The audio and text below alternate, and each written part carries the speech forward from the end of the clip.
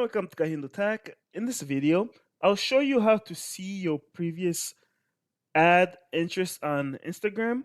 We'll begin by opening up the Instagram app. Once you have it opened, go to your profile page.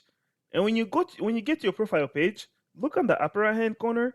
Do you see these three bars? Tap on those. And this menu will come up.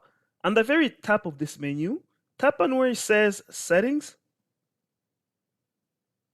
And the setting main page comes up. Scroll down and click on where it says security.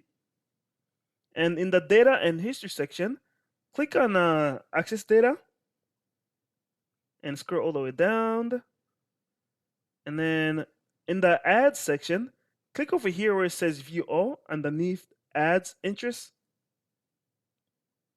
And this should display a history of your interest Instagram ad. Sorry, a history of ad interest on Instagram.